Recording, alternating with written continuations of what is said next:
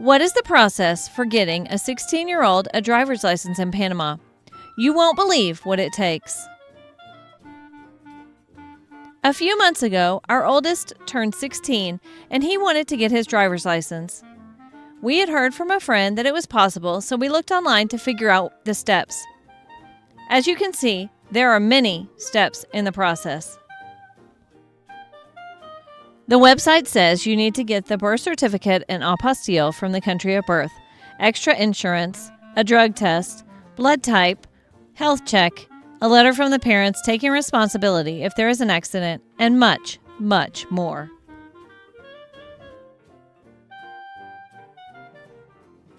We got our son enrolled in a local driver's school. The process for receiving the school certificate was 9 hours of online classes and 14 hours of driving. He would drive the school's car down the road to Jansen, practice parking in an empty lot, and drive halfway to Rio Sereno and back in the 2 hours each driving class lasted. The online classes were 3 hours each in the evening, and he said they basically went over the test and the answers.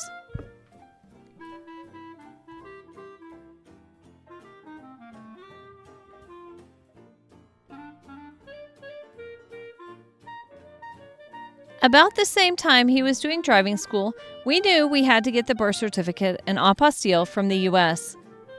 We thought this would be pretty easy and not take very long, and we asked my parents to help us get it done. This part of the process actually took about 6 weeks, thanks to various holidays around the end of the year. It also was one of the more expensive parts of the process.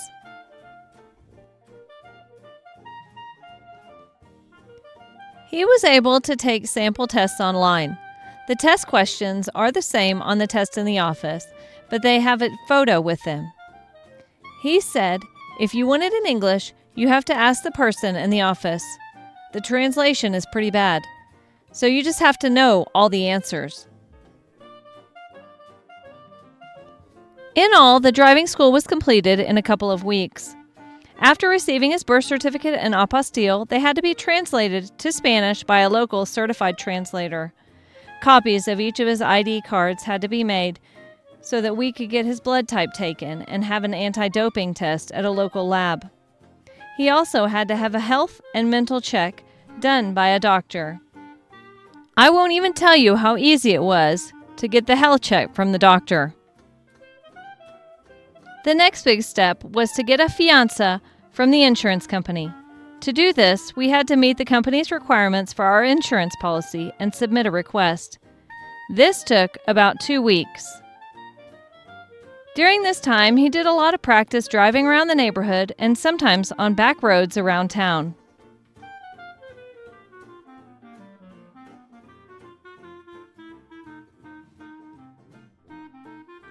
He also did a lot of practice parking.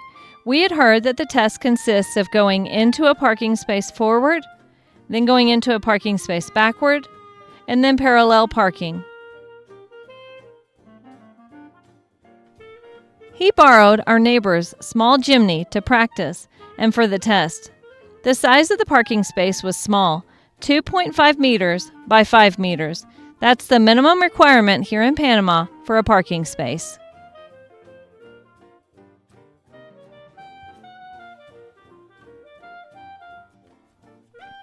Because he also wanted to get his motorcycle license, he also practiced riding it around. We spent a few weeks waiting for a part for it as well.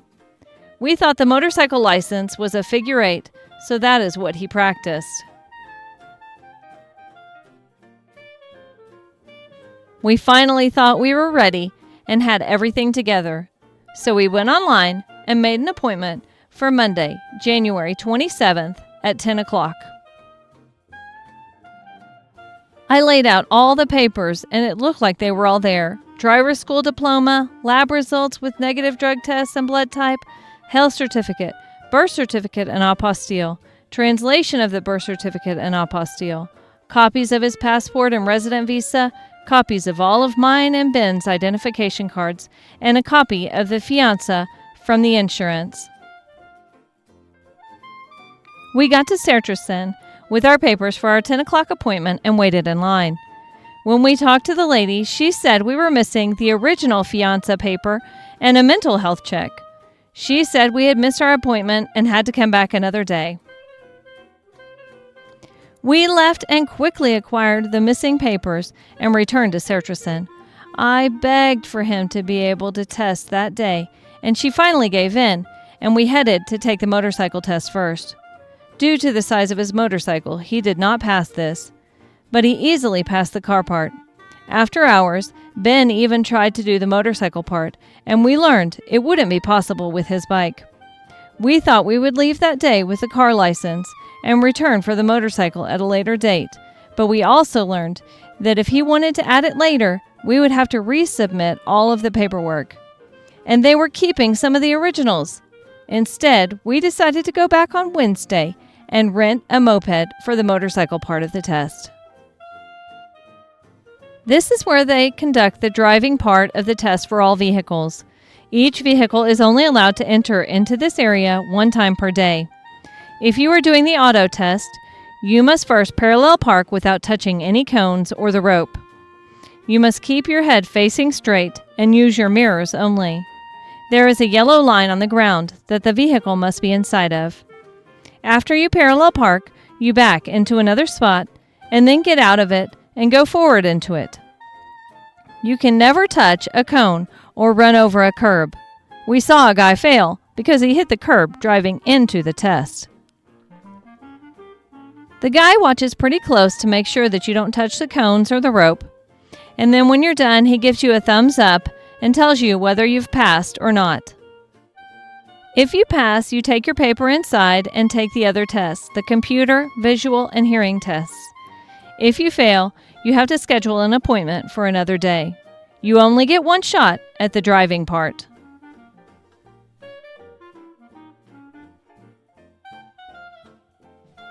The motorcycle driving test consists of going between 3 cones that are placed 3.3 meters apart from each other, turning around and doing it again. We found out that most people pass the motorcycle test by renting a small motorcycle. We also learned that you cannot practice in the parking lot. You have to go elsewhere to practice for the test.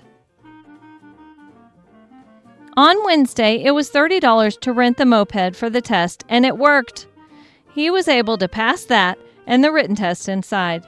He also had a hearing and vision test. On Wednesday, it took about 4 hours inside the office to complete everything and leave with the license. Here's a tip.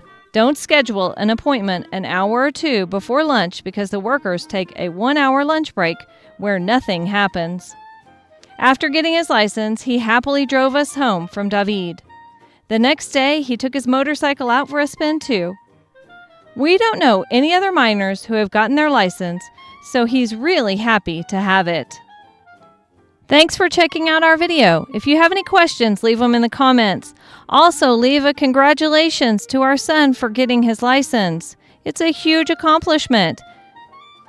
Check out our website about our Christian community in Volcan, Panama at corazondelcielo.com.